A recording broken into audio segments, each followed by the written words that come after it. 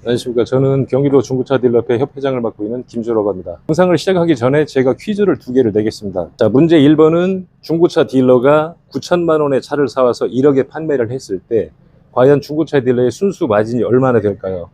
댓글로 달아주시면 3분을 선정을 해서 스타벅스 쿠폰 3만 원짜리를 제가 보내드리도록 하겠습니다.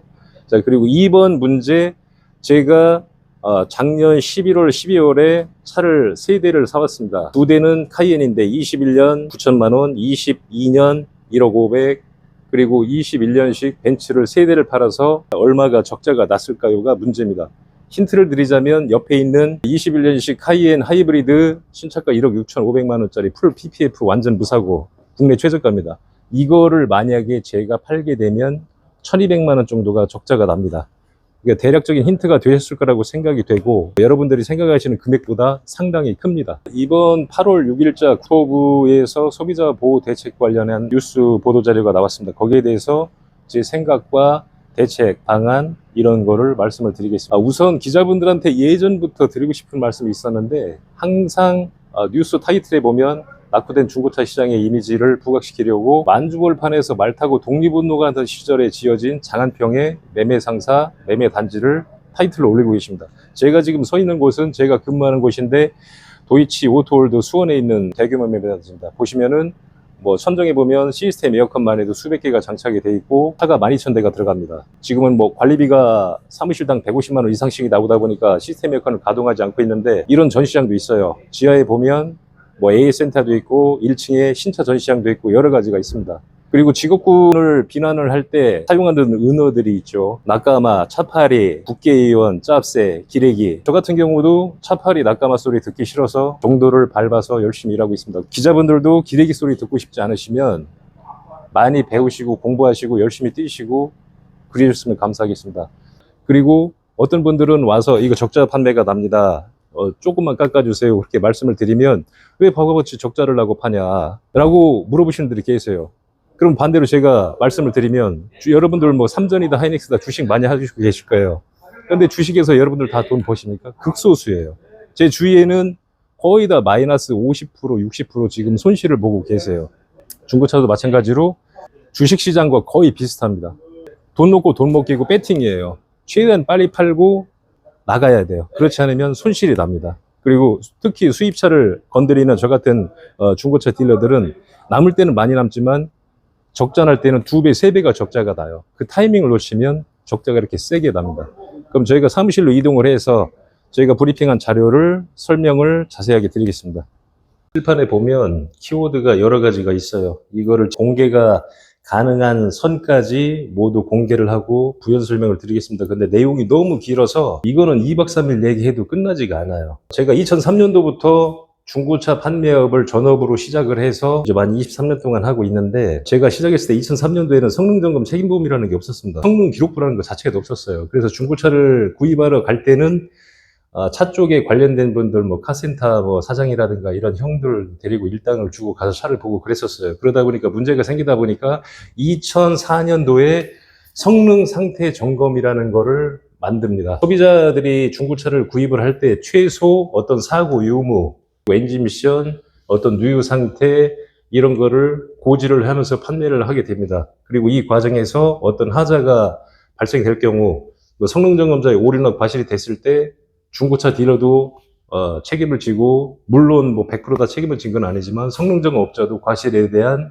어떤 라제에 대해서 누수가 있다, 오일이 많이 샌다, 미션에 어떤 트러블이 있다, 엔진이 망가졌다 했을 때 도의적인 부분으로 책임을 졌습니다. 그런데 이게 법적으로 어떤 제도화가 안 되다 보니까 100% 해주고 이런 게 없었어요. 그러니까 소비자 민원이 계속 생기다 보니까 2019년도에 그때 당시 자유한국당 함진기 의원이 대표 발의를 해서 성능점검 책임보험이라는 게 6월 1일 날부터 시행을 하게 됩니다. 그런데 이때 문제가 뭐였냐면 연식 상관없이 무조건 배기량과 주행거리만 가지고 보험료를 산정하다 보니까 보험료가 말도 안 되는 보험료가 나왔어요. 그러니까 예를 들어서 서울 양재동 오토갤러리에서 페라리가 10,000km 이하짜리 차가 입고가 됐습니다. 30일 이내 2,000km 주행하는데 보증을 해주는 보험료가 약 150만 원이 나왔었어요.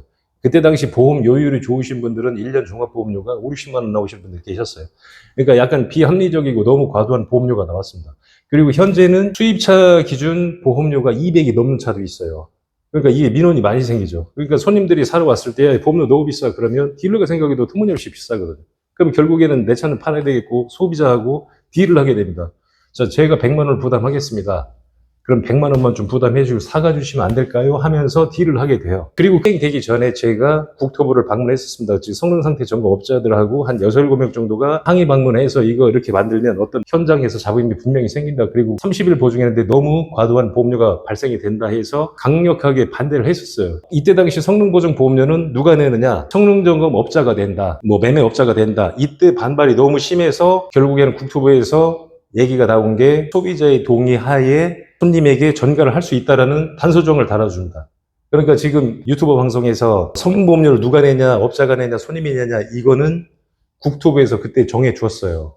그러다 보니까 지금 현재까지 이루어진 거고, 그리고 성능점검 업자의 어떤 오류 과실에 대한 이 배상 책임보험이에요. 나라에서는 최소한의, 그러니까 나가자마자 차가 뭐 멈추거나 트러블이 생기거나 중대한 하자, 결함에 대해서 배상을 하라는 거지, 이 차를 새 차를 만들어서 판매를 해라, 이건 아니었었어요. 최소한의 소비자가 보호받을 수 있는 그런 법적 장치를 만들다 보니까 이게 생긴 거예요. 그러니까 의도는 좋았는데 그런 문제점을 애초부터 다 안 들어드렸어요. 그리고 성능보증보험료가 지금 5년 사이에 뭐 2.2배가 올라서 과도하게 올랐다. 그거는 설명을 드리면 여러 가지 복합적인 요인이 있어요. 그 중고차 딜러의 어떤 도덕적 해이, 뭐 성능적 업자의 뭐 어떤 부실한 성능, 여러 가지가 있지만 한 가지를 더 말씀드리면 이거는 문제 소지가 좀 있을 수도 있는데 사실대로 말씀을 드릴게요. 자, 제가 2001년식 레인지로버를 1,500에 팔았습니다.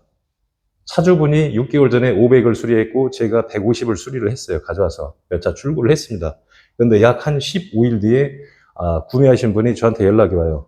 자, 수리비가 2,500이 나왔습니다. 성능보증보험으로 1,500까지가 수리가 된다고 하는데 1,500만 원 중에 내 돈을 1,000만 원을 보탤 테니까 네 돈을 500만 원을 주십시오. 그러면 내가 이 차를 수리를 해서 타겠습니다. 아니 어떻게 수리비가 2,500이 나오냐. 누유도 없게 다 이렇게 했는데 원인이 뭡니까? 그 업체 연락처 주십시오 해서 연락을 했더니 저 외곽에 사시는 분이었는데 인천 어디 보링 공장에 가서 보링을 맡겼어요. 경비 용서를 봤더니 엔진 껍데기만 빼고 내부에 있는 부품을 모두 다 신품으로 교환하고 있었어요. 뭐 인젝터, 코일, 플러그, 타이밍, 체인, 벨트, 뭐 크랭크 모조리 다 싹 교환하는데 수리비가 2,500이 나왔습니다. 그래서 제가 그 공장 대표한테 전화를 해서 왜 견적이 이렇게 많이 나왔습니까? 이게 엔진 압축 압력이 안 나오니까 엔진 경고등이 뜹니까? 차가 안 나갑니까? 출력이 안 나와요? 그랬을 때 이 보링 공장 대표분이 말씀하시는 게 블루바이 가스가 나와서 보링을 합니다. 이거는 말도 안 되는 얘기죠. 경유차, 연식 있는 차, 블루바이 가스 안 나오는 차가 있습니까? 다 나옵니다. 그러니까 이거는 뭐냐면 이 친구가 레인지로버 제가 지금도 다 자료를 가지고 있는데 보험 사기로 신고해버릴까 하다가 너무 스트레스 받아서 에너지의 낭비다 생각해서 그냥 내비뒀는데 레인지로버 카페 동호회에서 정보를 공유합니다. 성능점검 책임보험으로 새 차 만들기라고 검색하시면 내용이 무지하게 많이 나와요. 우리 업체는 이렇게 해서 성능보증보험으로 차를 수리했습니다. 뭐 했습니다. 이렇게 돼요. 그러면 이분이 성능보증보험 얼마나 냈느냐? 5, 60만 원 냈어요. 그리고 수리를 2,500을 했어요. 그러면 보험사에서는 5, 60만 원 받았는데 손해율이 1,400 이상이 난 거죠. 그러다 보니까 이게 올라가는 거예요. 이런 문제점이 있고 성능점검 상태 부실이다 계속 말씀을 하시는데 이거는 제가 성능점검 협회 관계자들한테도 말씀을 드린 건데 아예 그럴 거면 지금 국토부에서 성능점검 부실이다 그러면 두 가지 방안이 있습니다. 이거는 제가 국회의원분들하고 국토부에 건의를 드리는 거예요. 현실적인 거와 약간 비현실적인 거를 말씀을 드릴게요. 현실적인 거는 저는 매입 딜러예요. 알선을 하지 않습니다. 그러니까 제가 직접 차를 사와서 제가 직접 상품화를 하고 제가 직접 소비자들한테 팔아요. 그런데 저는 수입차 위주로 하다 보니까 리스크가 커요. 7, 8년 된 수입차다, 벤츠다, 특히 8길통에 올라간 S560이다 그러면 트러블이 상당히 많습니다. 그랬을 때 저희가 강남 어디까지 가려면 1시간 단위 걸려요. 그 시간을 아끼기 위해서 양재동 서울 오토갤러리에 차를 입고를 합니다. 차주분이 오케이 하셔서 탁송으로 이제 보내요. 그럼 여기에서는 어떻게 하냐면 일단 진단기를 물립니다. 그럼 고장 코드가 쫙 떠요. 그럼 이 고장 코드가 그냥 의뢰이 뜨는 고장 코드냐 아니면 간헐적으로 생긴 거냐 이거는 수리를 해야 되는 고장 코드냐 거기서 판단까지 해줘요. 그리고 도막 측정기를 다 찍습니다. 지분까지 다 찍어요. 그러면 이게 블루투스랑 연결돼서 PC에 자동으로 입력이 됩니다. 그럼 도막 수치가 플라스틱 외에는 다 수치로 자동차 이렇게 그림이 있으면 도막 수치가 120, 150 다 나옵니다. 도색이 좀 들어가거나 교환이 되면 수치가 달라져요. 그리고 만약에 뭐 퍼티라고 해서 바다가 많이 들어간다 그러면 도막 수치가 700, 1000까지 튑니다. 그럼 판금이 돼요. 그리고 하체 사진까지 다 찍어서 저한테 전송을 해줘요. 뭐 컨트롤합니다, 로우합니다, 아니면 어퍼합니다, 뭐 워터펌프에서 오일이 샌다, 뭐 터보에서 오일이 샌다, 유분기가 있다, 뭐 고장 코드가 뭐기다 다 나옵니다. 그리고 타이어의 편마모 상태라 이런 것까지 다 확인을 해줘요. 외관 상태까지. 근데 비용이 상당히 비싸요. 그래도 전 여기서 했습니다. 실수를 하지 않아요. 이렇게 하더라도 간혹 가다가 미션이 튀거나 완전 엔진 트러블이 생기거나 그런 경우도 있는데 그건 어쩔 수가 없어요. 거기까지 저희가 확인을 할 수가 없습니다. 그래서 보험이라는 게 있는 거고, 그러니까 이건 비현실적인 건데, 차량을 점검을 할 때 이게 성능 업자와 어떤 딜러와의 어떤 커넥션이 있다, 뭐 도덕적 해이가 있다 이런 얘기가 많이 나오는데 아싸리 그럴 거면 제 생각은 그래요. 전국 각 시도에 성능 점검하는 대형 센터를 만드는 겁니다. 소비자가 내 차를 팔고 싶어. 그러면 이 차를 가지고 그 센터를 방문합니다. 그래서 여기에서 정밀 진단한 다음에 정밀 진단표를 가지고 있어요.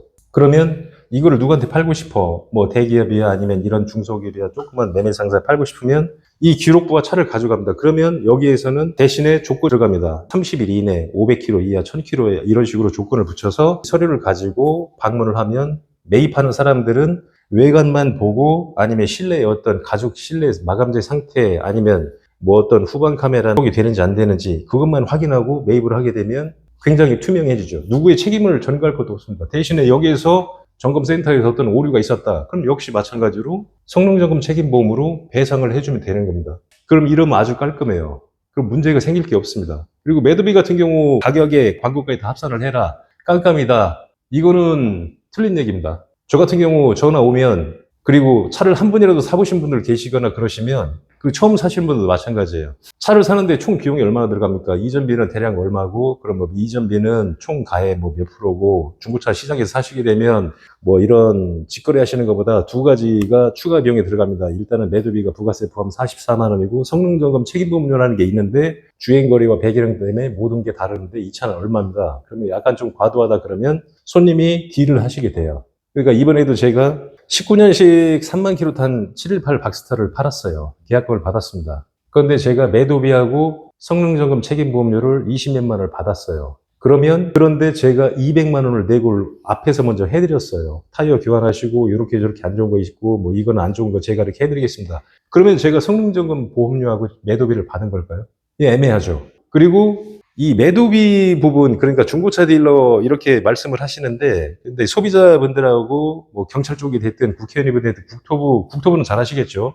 그러니까 예를 들어 설명을 드리면 수원에 7,300명의 딜러가 있습니다. 이 중에 매매상사 대표, 사업자를 가지고 있는 사람은 330명 정도예요. 매도비를 받는 사람은 330명의 매매상사 대표입니다. 이게 지방 쪽에는 지방 쪽이야 하고 지금 뭐 경기도 수원하고 매도비가 다른 거는 왜 그러냐면 지금 뭐 K카가 됐든 현대계열의 리본카가 됐든 매도비 관리비 명목으로 29만 원 정도를 받고 있고 보통은 지방 쪽에 좀 더 싸기도 하고 수원 쪽에는 부가세 포함 44만 원을 받습니다. 이게 왜 차이가 나냐면 지금 아까 다녀온 도이치 같은 경우는 사무실 한 칸을 얻게 되면 주차 자리를 40대를 줘요. 그럼 그 40대를 주차하는데 한 달 돈이 얼마나 들어가냐면 1,000만 원이 들어가요. 그러니까 아까 같은 경우도 시스템 에어컨을 끈 경우가 월 150씩 지출이 나가다 보니까 너무 부담스러운 거예요. 근데 매매상사 업자 입장에서, 매매상사 대표 입장에서 매도비를 지금 받아도 운영이 안 돼요.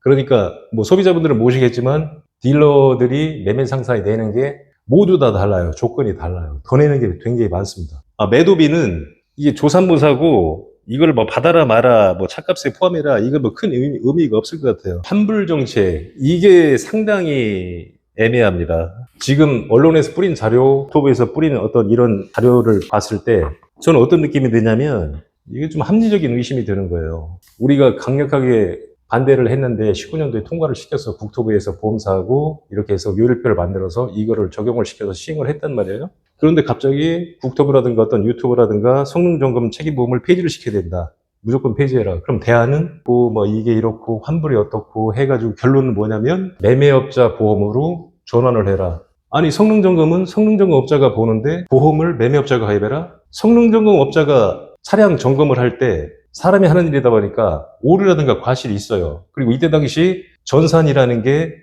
뭐 수리하거나 이러면 어떤 사고 이력이나 이런 게 전산에 100% 반영이 되지 않는 경우가 많아요. 그러다 보니까 이게 과실이 생겨요. 거기에 대한 배상 책임 보험인데 성능점검은 성능점검업자가 봐놓고 책임은 매매업자가 져라. 그리고 보험료를 매매업자가 내라. 그런데 지금 보증 범위를 확대를 하겠다는 거예요. 그 보증 기간도 연장해. 그럼 당연히 보험료가 올라가야 되는데 되려 보험료를 20에서 29만 원으로 낮추겠다는 거예요. 이게 불가능하죠. 지금 뭐 소비자분들도 화재보험이다, 생명보험이다, 안보험이다 이런 게 많이 들으실 건데 연도가 바뀔 때마다 보험료가 올라가고 보상 한도가 줄어요. 보증 범위가 점점 줄고 보험료는 올라간단 말이에요. 그런데 어떻게 이게 20만 원, 29만 원이 나올 수가 있냐? 보상 한도를 조정을 하는 거예요. 그럼 보험료가 떨어질 수밖에 없어요. 그럼 어디까지 줄이냐? 그럼 아까처럼 1,500만 원짜리 차를 산 사람이 거의 100% 가까이 보험사에서 수리비를 한도를 걸어서 해주는데 뭐 국산차, 수입차 300만 원, 500만 원 예를 들어서 이 정도까지 내린다는 거예요. 그러면 여기에서 초과된 수리비는 어떻게 하냐?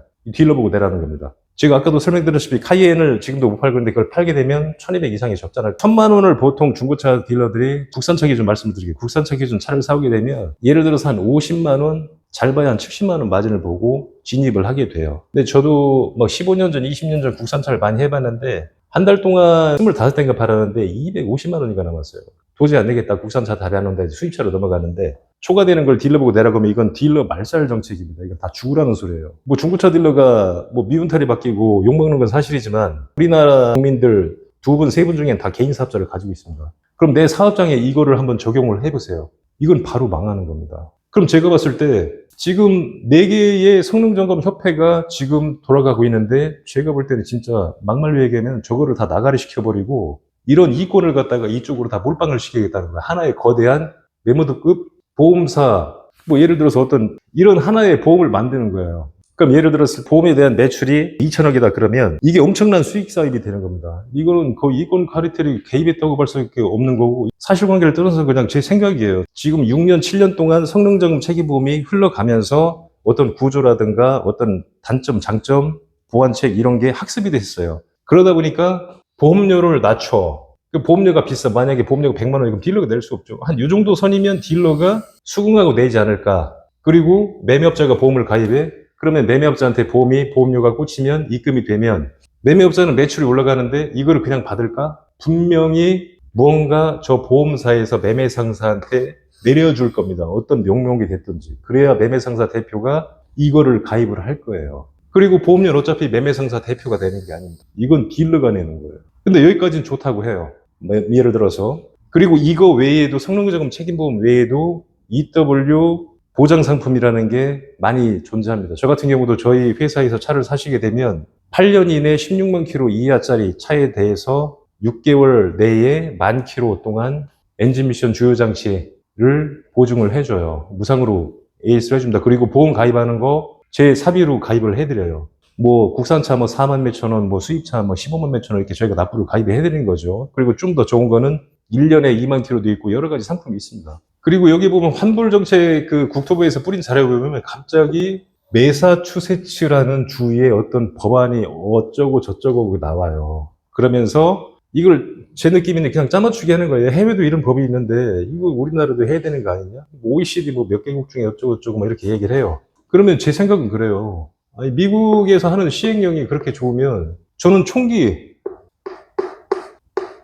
제가 스나이퍼는 아닌데 총 꽤 잘 쏩니다.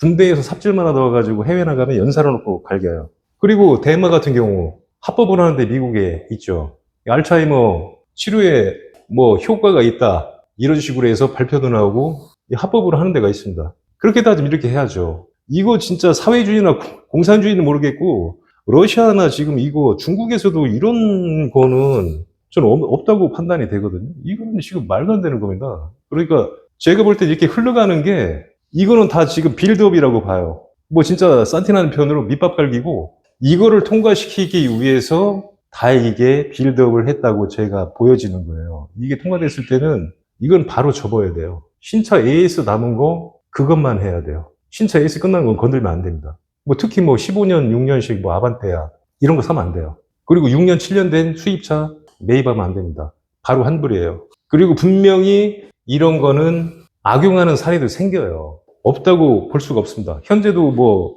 홈서비스다 뭐다 여러 가지 상품이 있는데 분명히 하는 게 있어요. 그리고 뭐 현대 같은 경우도 지금 중고차 시장에 전면으로 뛰어들었는데 현대자동차도 AS 끝난 거는 뭐 자체 워런티 집어넣는다고 하더라도 수리비가 300만 원이 넘거나 뭐 수리 기간이 30일이거나 그런데 이런 부분도 되게 애매한 겁니다. 수리비가 300만 원이야.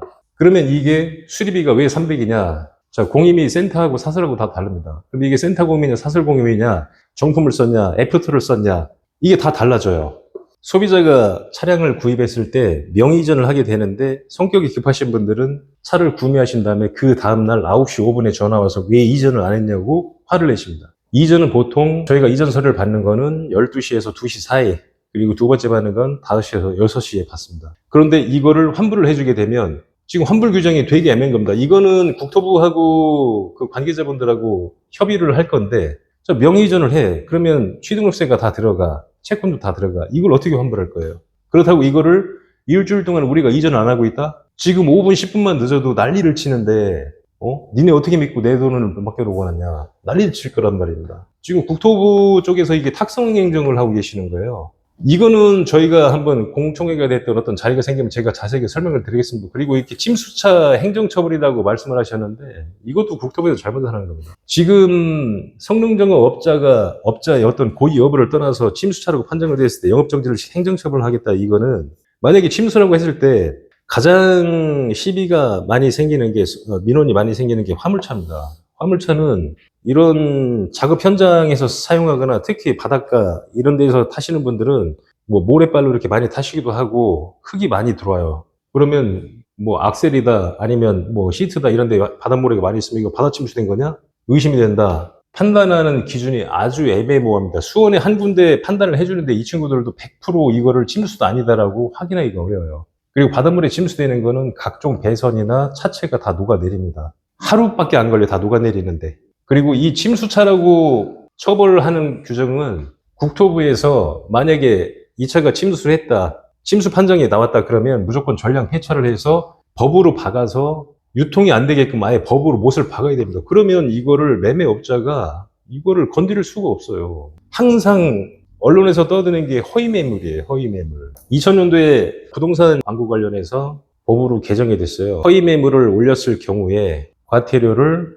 500만 원까지 부과하게 했습니다. 그러니까 악의적인 허위매물이다. 그럼 2천까지. 제가 생각했을 때는 제가 만약에 국회의원이다 그러면 허위매물을 뿌렸다, 확인됐다, 이건 악의적이다, 2천만 원 이상의 과태료 1년 이하의 징역을 때릴 겁니다. 그럼 이거 바로 없어집니다. 저는 왜 그러는지 모르겠어요. 그리고 지금 메이저급 중고차 판매 관련 플랫폼 외에 다른 사이트에 보면 무슨 막 5천만 원짜리 BMW 아우디가 광고가 얼마가 나오냐면 월 30만 원 이런 식으로 나와요.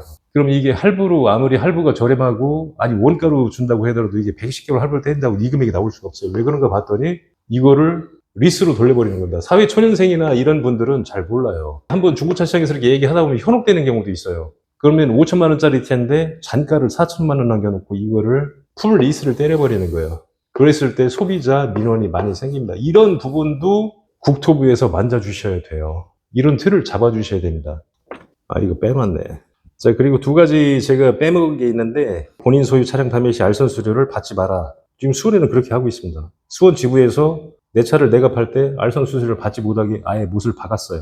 그리고 뭐 매매업, 성능점검업의 겸업 금지. 역시 수원에서는 겸업 금지입니다. 다른 데는 모르겠어요.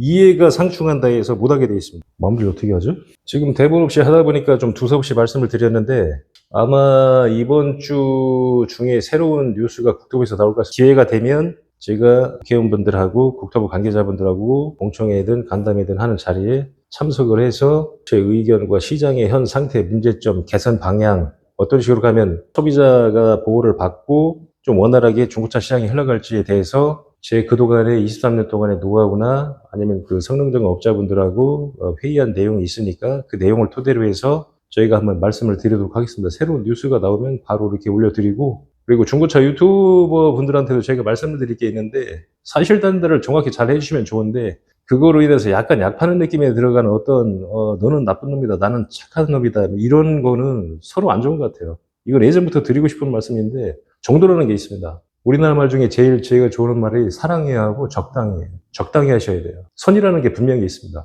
중고차 업자분들 뿐만이 아니라 선량하게 일하는 분들한테 많은 피해가 옵니다. 그리고 허위매물 관련해서 이거 제가 말씀드리고 이거 국회의원분들 분명히 법안 발의해서 이건 바로 잡아주셨으면 고맙겠어요.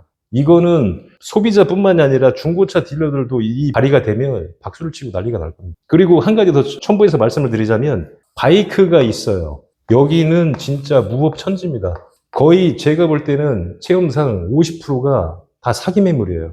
그냥 다 사고 없음입니다. 1번 차주가 1대 차주가 사고 있음, 2대 차주 그냥 웃궁이에요, 무사고예요, 뭐 3대 차주 완전 무사고예요. 다 거짓말이에요. 그리고 이게 폐지가 되다 보니까 뭐 어떤 히스토리가 알 수가 없어요. 이건 진짜 말 그대로 깜깜이고 폭탄 돌리기입니다. 이 부분도 국회의원들께서 꼭 봐주시고 법적 어떤 제도화를 만들어줬으면 감사하겠습니다. 그리고 다음 뉴스가 나오면 그때 제가 한번 기회가 되면 다시 올리고 이렇게 할게요. 뭐 다른 어떤 유튜버 촬영을 하면서 영상 제작을 해서 그거로 인해서 자기가 어떤 인지도를 얻고 어그로를 해서 뭐 구독자가 생기고 매출을 이어주고 이런 유튜브 계시지만 저는 이런 영상 찍는 자체가 저한테는 마이너스예요. 제 시간을 뺏기는 거고 제가 이런 영상을 찍는 자체가 저는 공격의 대상이 될 수도 있고 저한테 득이 되는 게 하나도 없습니다. 그러니까 이거는 너무 답답해서 제가 영상을 찍은 거고 오프라인에서 한번 뭐 국토부가 됐든 국회의원이 됐든 제가 만나 뵙게 되면 지금 여기에서는 말씀 못 드린 거를 제가 말씀을 드리도록 하겠습니다. 그럼 이것으로 영상을 마치겠습니다.